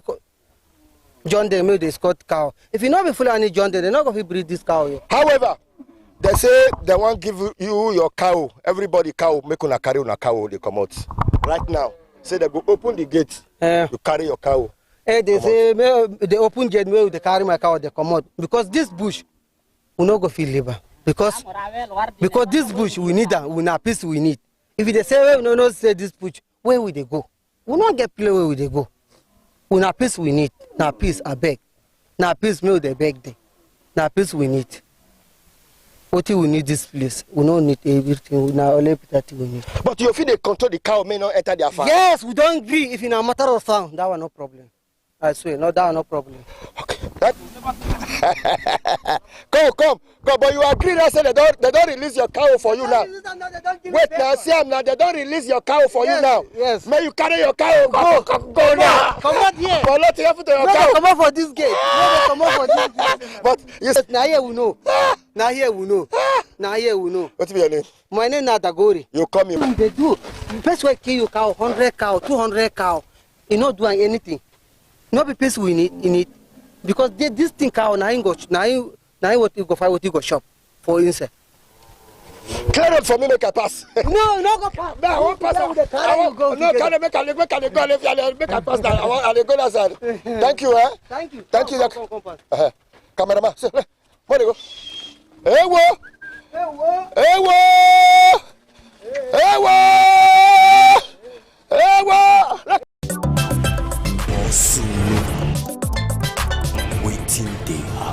Sarki, I know the enter bush, but make una exercise patient. If he come back, then I go send chairman go send him boys. All the cow they bush they disturb una, then go carry them come out. Then anybody wants to stay here, he go write an agreement with una. We go know them. We don't pursue anybody. We not pursue person. Then we hold this meeting more than 3 months. Later, them begin to suspect me. Ebila say I'm supporting, I'm supporting my people. I say no. I'm not supporting my people. I'm not one evil. I be farmer. Abudu will not get a serious problem if it's not be this is more destruction farmer and this thing. They know they kidnap. After we talk all those things, these people wait me before they begin to take this action. The first group then carry come put you here, then call me. We see cow. Then come, we write the agreement. Then give us 4 days. I say 4 days is small. The cow there inside bush, they're many. Look at them have. After 4 days, then give us another 1 week. These people, the cow are consigned. The expenses, people bring the cow out and the all thing. After they don't carry the cow again, they return them. Hey! They can return the cow. If this is community, now the community, they're violent. How do you think say I go live with them? Later, this is the second one, then go carry lawyer from Kaduna. Carry lawyer, first meet with the community. Say don't shoot one of them boy, 5 of them cow lost. I say, okay, that day then they carry on. Why when I not talking? The lawyer come and say, nah, he get the whole cow. The IPO was on 5. I tell him, say, it's a house man. Medally just I say, oh, God, down now, lawyer, it's not be this one. Now the people they bring all this confusion. You go destroy person farm, you go arrest them. How you think say tomorrow peace go day? You destroy person farm, you go arrest them. You destroy person farm, you talk, you beat them.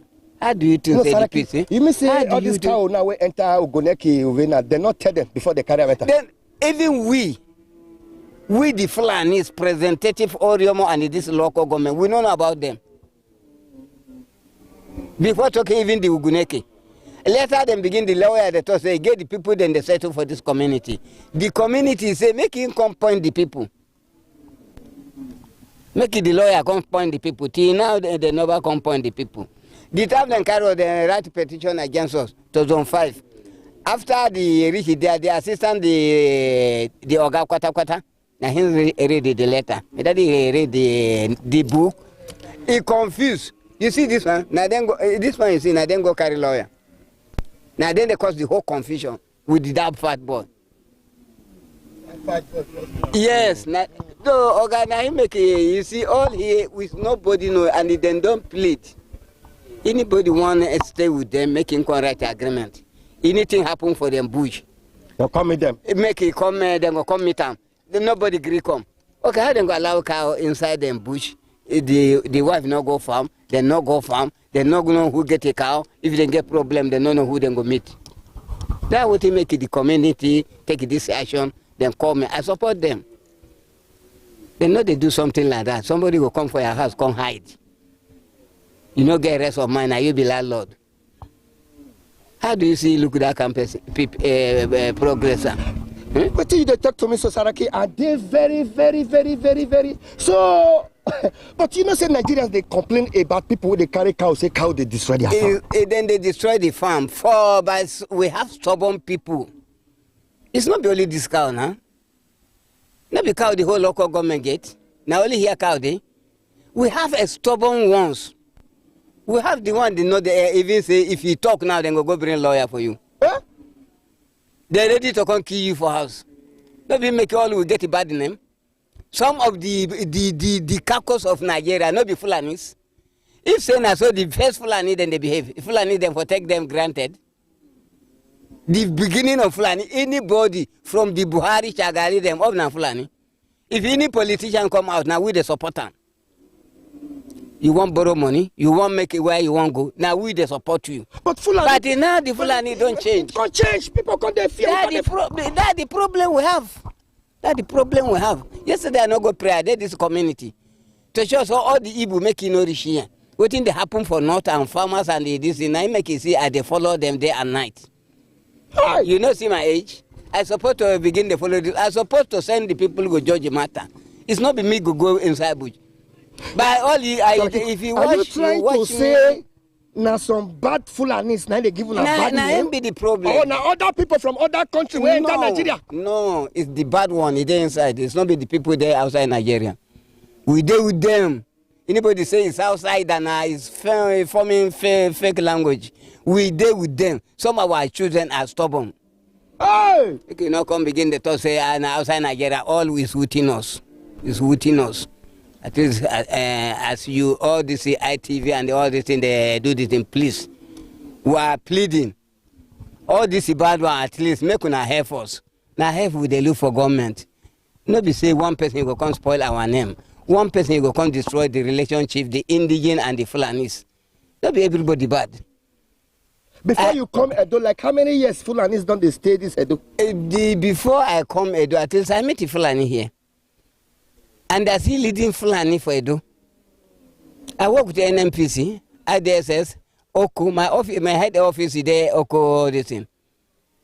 Oko. So use your language, talk to them because they watch us online for Facebook, for TikTok, for YouTube.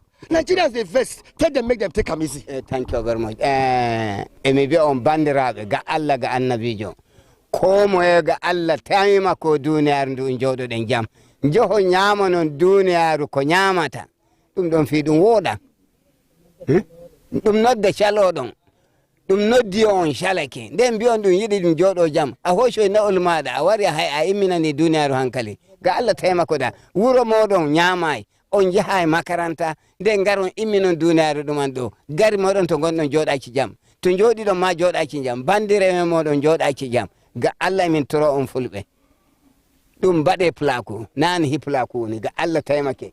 Ga Allah taymake. Ɗale ɗuman ɗo. Kaya duniyaaru ndenanon ɗum. De ɗum renana on nayi moɗon ndenon ni jeese duniyaaru. Na woy komo e ɓuuta. Mo jiiɗa fu i ɓuuta hanin ɗum memani ɗum nayi. Anybody see just they swell up. Then touch in cow. This please. That is not be the normal life. Please. Yan uwana yan Nigeria don Allah taimake mu. Ba inda za a ce yan Nigeria mu Fulani daga waje muka zo duka mun muna tare da yayan mu. So what you talk for Fulani? What you talk for people? Na hima da tubi ga wuce Hausa. Yes. To abunda nike ga muku yan uwana Fulani don Allah ba makaranta ba yan uwa makaranta ba kai janunku ba